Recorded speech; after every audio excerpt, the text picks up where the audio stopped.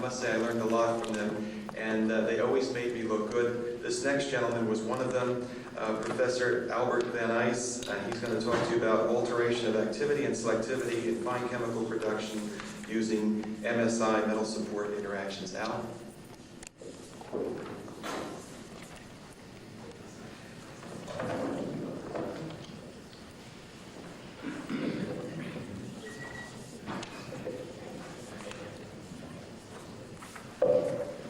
Thank you, Jim. Good morning, everybody. I'd just like to say that for me it's both a pleasure and an honor to be invited to participate in this symposium in honor of John. I first met John 30 years ago when I was a graduate student at Stanford.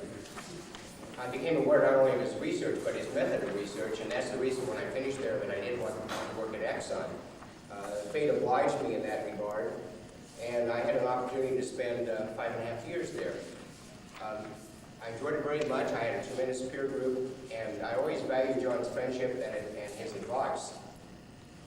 And it's not pure coincidence that when I left Exxon to go to Penn State, that's where I ended up.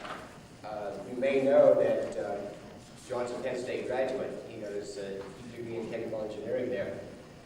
And I'd just like to say that our department is very proud of graduates like John. What I thought I would do in my talk this morning is to give you kind of an evolution in our thinking in our group. The purpose of this slide is just to acknowledge the sponsor who has very steadfastly supported this research over a number of years, the Office of Basic Energy Sciences at the Department of Energy. However, the genesis of this program really occurred at Exxon when I was working there, and was made aware of the concept of strong metal support interactions that were created at that time, primarily by Shun, Sam Towster, and Bob Gardner. And I got involved with this, having listened to them to try to apply it to CO hydrogenation reactions and see what effect that might have. I'm going to kind of give you a perspective on how we've changed, on how our thinking has evolved since then.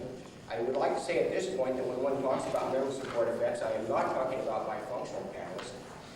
I think it behooves the investigator to very carefully eliminate other possibilities that might alter the data. In particular, you have to verify the absence of heat and mass transfer effects. You have to remove any possibility of crystallized size effects, and also consider possibilities like impurity scattering and perhaps poisoning.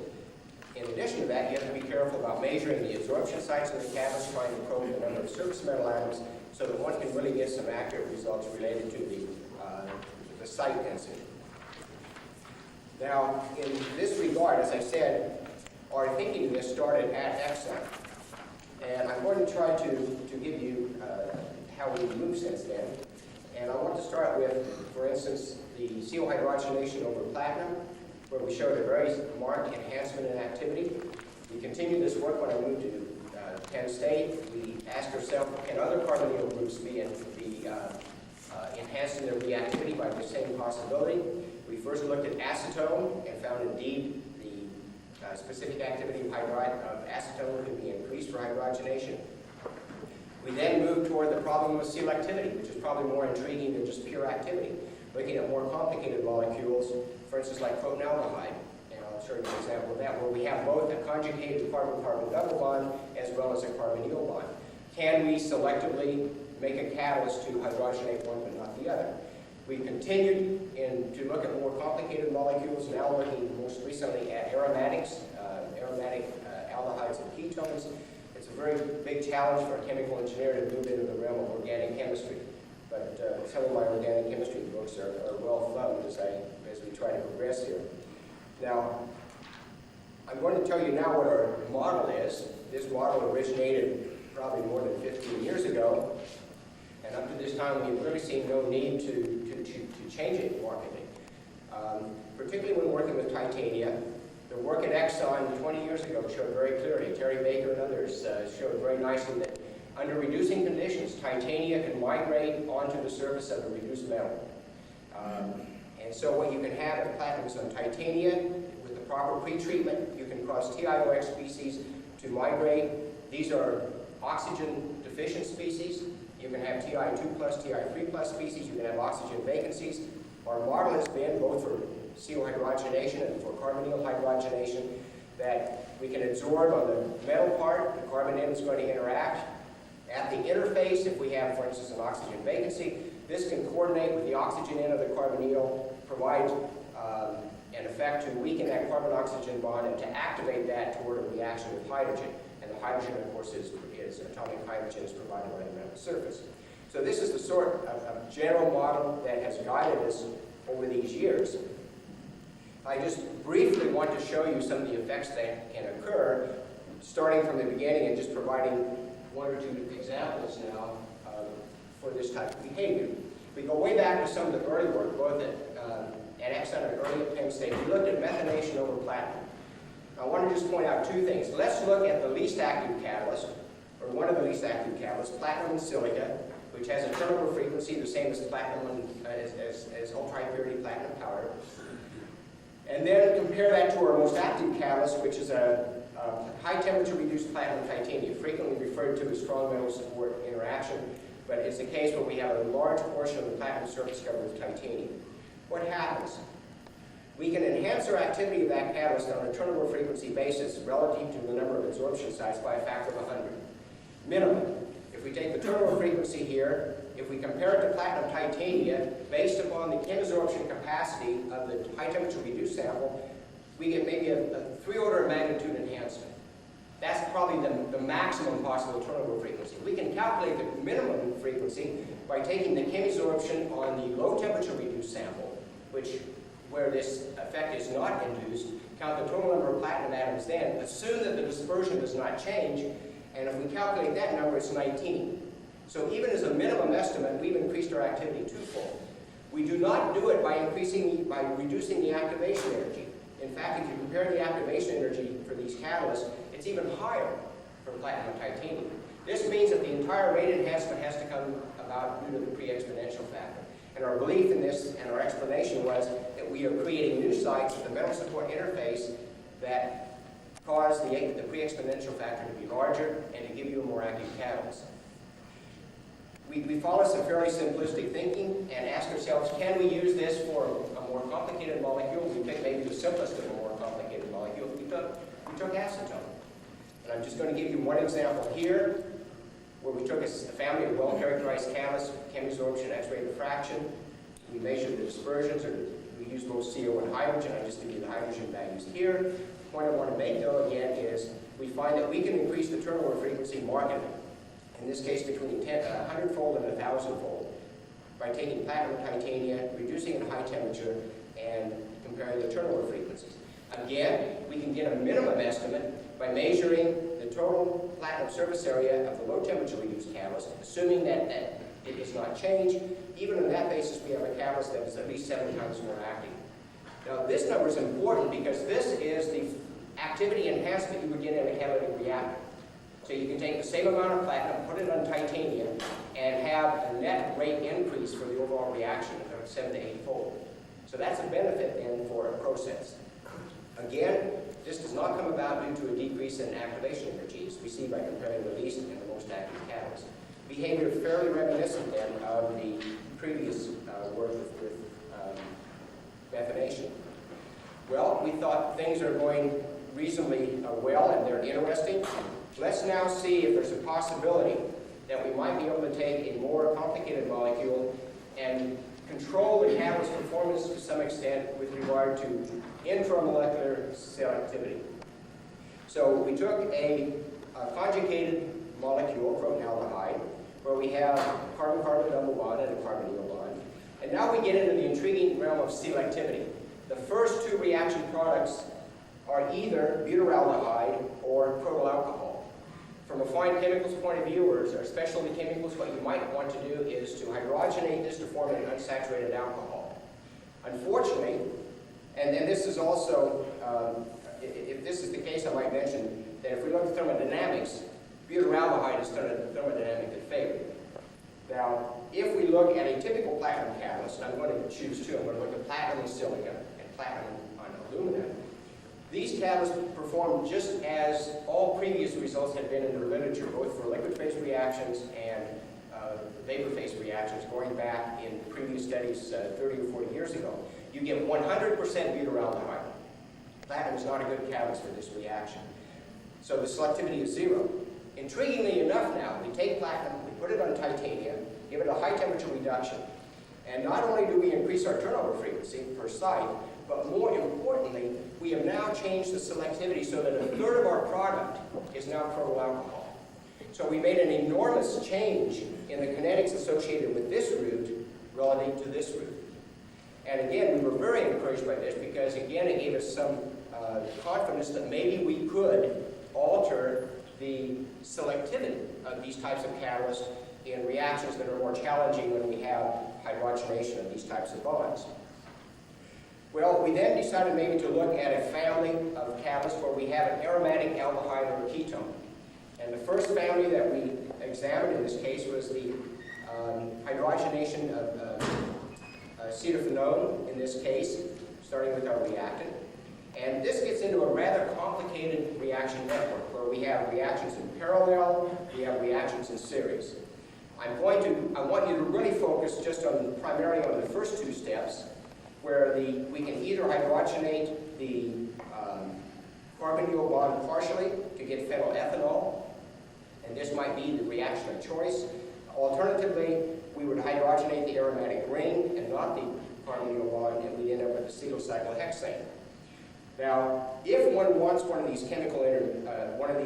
compounds in this family, not only do you want to produce it hopefully at a faster rate, but you want to keep it from reacting further. We would not want to form ethyl cyclohexane, for example, or ethylbenzene. So there's two components to this problem. We'd like to make these intermediates, but we want to keep them in that form and not react further. Now, if we take that perspective, let me just give you some examples to what extent we might be able to use metal support interactions to bring about this sort of change in selectivity. And from a commercial point of view, this is particularly important when we go to higher conversions because you want to maximize throughput. And I'll show you some of the problems that one can run into.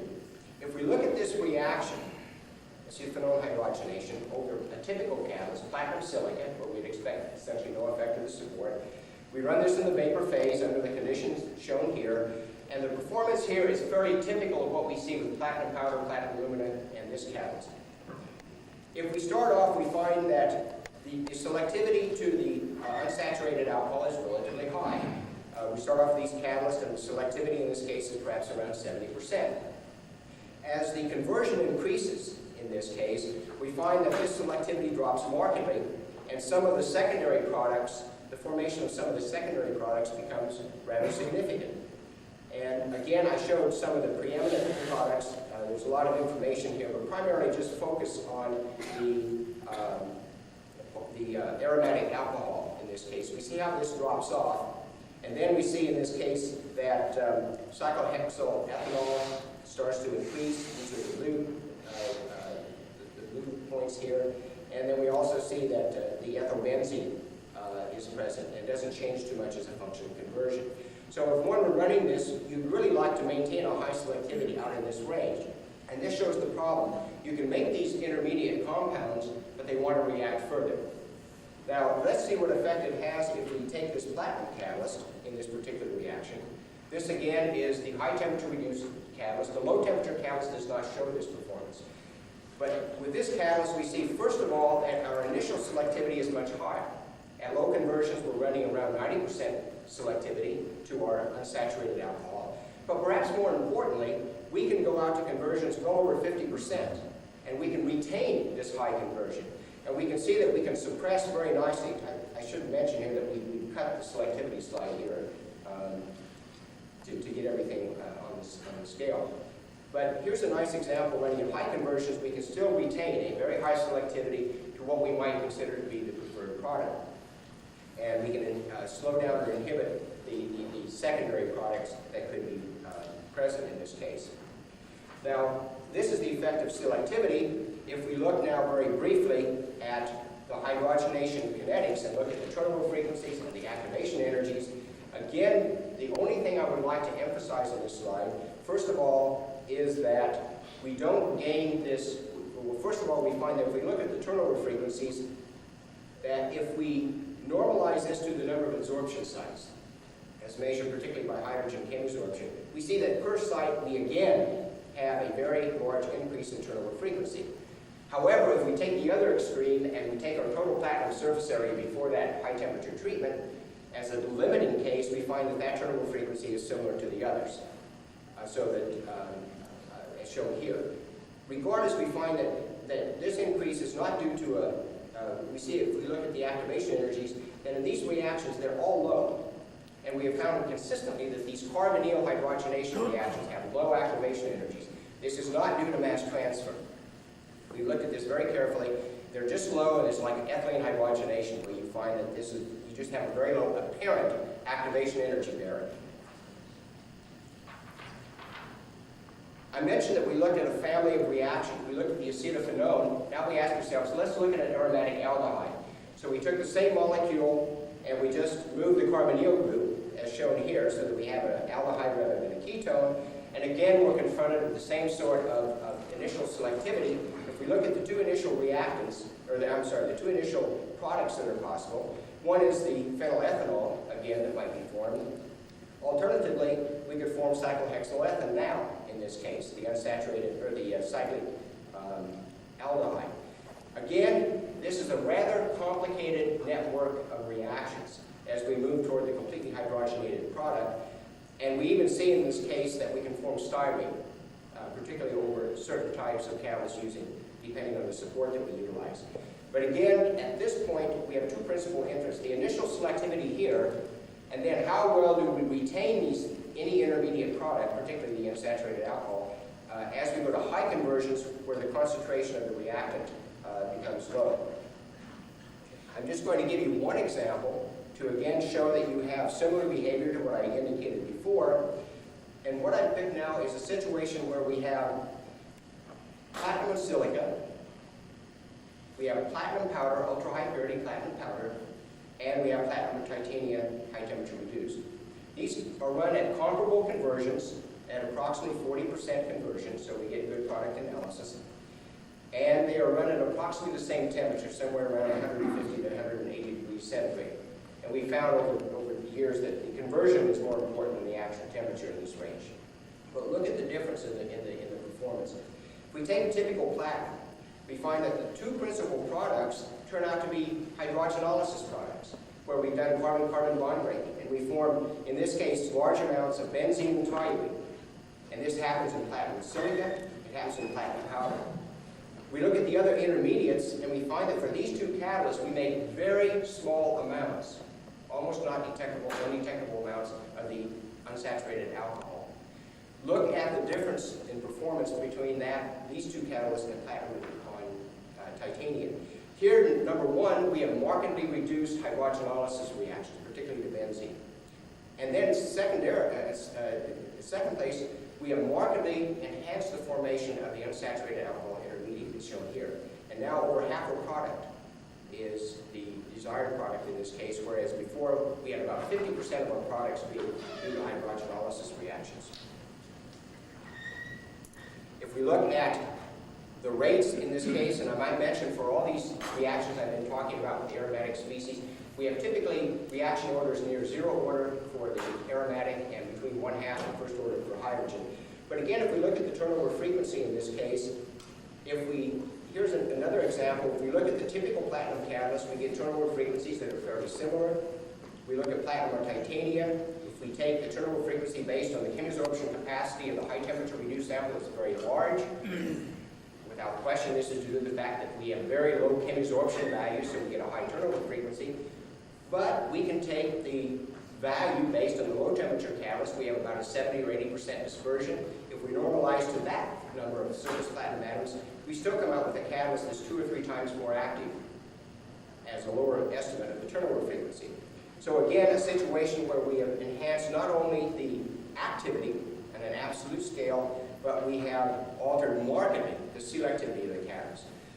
One last example, we just finished studying this system the last year or so. Our next member of this family is benzaldehyde. It's a simpler reaction than the others, but note here that we can get hydrogenolysis to give us benzene, we can go to the unsaturated alcohol, or we can go to the primary product, in this case, of toluene. If we look at a typical platinum catalyst, and my example here is going to be platinum aluminum, we found that with all the platinum catalysts we studied, that if we work at low conversions, below 20% conversion, we essentially get 100% benzyl alcohol, as shown by this catalyst. If we go above that, we start to see sharp drop-offs in the selectivity to the unsaturated alcohol, and we start forming not only toluene, but we also see some benzene formation. Now, compare this behavior then to that which we observed with platinum and titanium. Okay, thanks. If we look at platinum and titanium, in this case, if we give it the low temperature reduction at 200 degrees, we find it starts behaving just like platinum and aluminum. We get 100% conversion to 20%, then the selectivity starts dropping off really quite markedly. So out here we're down to maybe only 50 or 60% of the unsaturated, selectivity unsaturated alcohol, with the other products coming up. If we take this catalyst, given the high temperature reduction, we have run out to 80% conversion and we've gotten 100% selectivity to the benzyl alcohol. I think a very dramatic example of enhancing the product formation rate, but also keeping it from reacting further onto the final products. Now, I might just mention in this case, if we look at the activities in this case for benzaldehyde hydrogenation, this is the case where, again, if we look at the turnover frequencies for the typical catalysts, these are really quite similar, as shown here. We look at platinum and titanium. If we take the value per site, it's markedly higher, 460.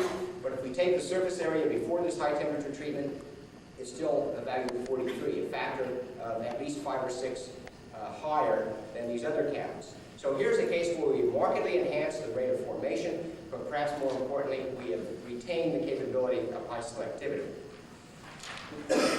Now, as I finish up here, I just want to point out something that's intriguing. Excuse me. You might ask, well, maybe this change in selectivity is due to the fact that these intermediate compounds have a lower intrinsic rate of hydrogenation. They don't. I showed you 2 examples. If we take crotonaldehyde, the 2 intermediates are butyraldehyde and crotyl alcohol.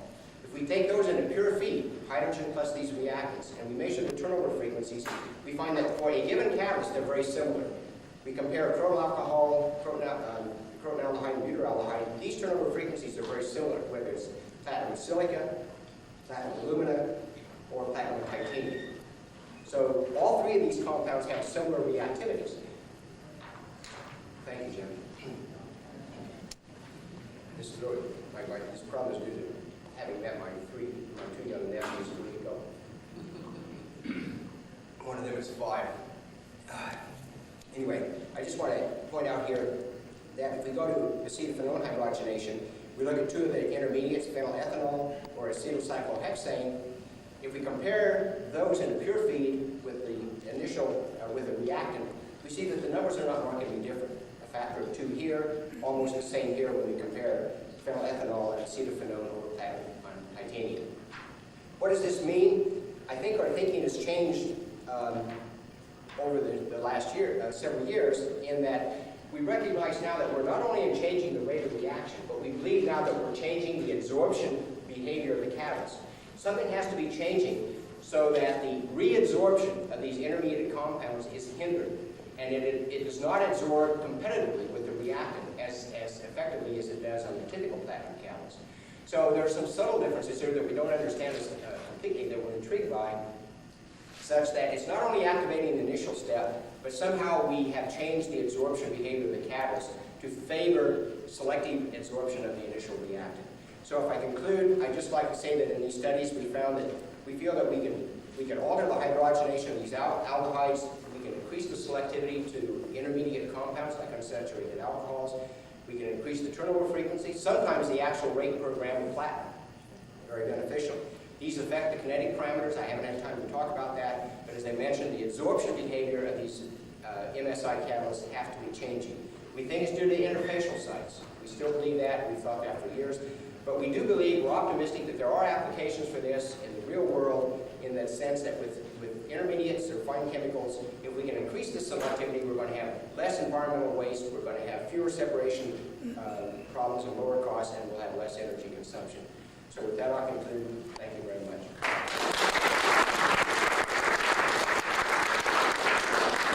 Thank you, Al. It was a very fine presentation on an area of great promise. A couple of questions. Yes, right here. Affiliation? Yeah, Terry Gazzosineri's friends. Thank you. You will agree that the higher rate of CO hydrogenation of the hydrogenation of CO bond is due to probably to electrophilic species on the surface, which bond to the lone electron pair of the oxygen of the CO group, and thus activate the CO bond. Do you agree with that? That's our typical thinking that this site exists on the titanium surface. Yes. And, well, marginally, any kind of bimetallic systems where you have platinum and an electronegative species, like third transition row, like iron, cobalt, or a p electron metal like tin, you will have the same effect of enhancing the CO bond hydrogenation. You have the possibility of the same effect, Yeah. but it doesn't always happen. Some of the metals you mentioned are much more complicated, particularly in regard to getting them reduced in an appropriate way. Oh, back here. Affiliation. I just wanted a clarification on your dispersion numbers. Were those determined with fresh catalyst or after they had been used in the catalytic reaction? And is after catalysis had occurred, was there any difference with all the various things? Yes. The first thing I'll say that the numbers I gave you here were determined on the fresh reduced catalyst. We have frequently measured those on the catalyst coming out of the reactor. And for the SMSI catalyst in particular, they don't change too much. They're suppressed going in and they're suppressed coming out. The second thing, I would not like to use the term dispersion. Dispersion really relates to the ratio of surface metal atoms to the total number of metal atoms. And our belief is that this term doesn't change any. What's happening is that we have fewer surface atoms accessible. So we're really just counting the available metal sites at the surface of the particle. Yes, Terry Baker. Terry Baker, Northeastern. I'm wondering, Al, that data you show for the different oxide supports, could not the behavior, the high temperature TiO2 reduced system, be due to a change in the crystallography of the platinum in that system compared to the other three? So that you've now got a particular orientation of atoms in the surface which is reacting with your alpha beta aldehydes. It's true that the morphology can change and does change. I think your work has shown that. Our feeling has been, however, that we believe in these particular types of reactions, that it's not due to the platinum morphology or titanium platinum alloy formation. We really think it's the effect of the support that has lost some oxygen, and we have these sites that kind of polarize the carbon-oxygen bond. We need the platinum to absorb the molecule. Okay, one last question, George. George Meissner, Edge Analytical. Now, what are the factors you think that cause the support to spread on top of the metal rather than the metal to spread on the support? That's an excellent question. I don't think anyone in the world has answered it yet. And I don't know. I would like someone to tell me, because there is a driving force. Clearly it happens. But I have not seen a paper in the literature that gives a clear scientific description of what happens. Let me just say, however, in conclusion, we've taken ultra-high purity platinum powder. We have put titanium oxide on the surface of that, and we can replicate these results. And I think that's one reason, Terry, that we probably don't think that it's the morphology, because we can take 1 micron-sized particles, put titanium on the surface, and get turnover numbers in these reactions that are essentially identical to those in this type of system. Thank you, Al, and thank you for your honesty in that last answer, not hiding behind the fact that SMSI is still proprietary. I'm pulling Gary's leg. In any case, thank you very much. I'd like to introduce the next speaker. There are 2 men in this room that had a very profound impact on the future of my life. One is John Sinfeld, and I've alluded to that earlier in my presentation, and probably much more than I could tell you right now in terms of John. The other is our next speaker, Professor Michel Boudard, who, with myself and Ricardo Levy, founded what was then Catalytica Associates and became Catalytica Inc. The concept for Catalytica Associates was Michel's. He was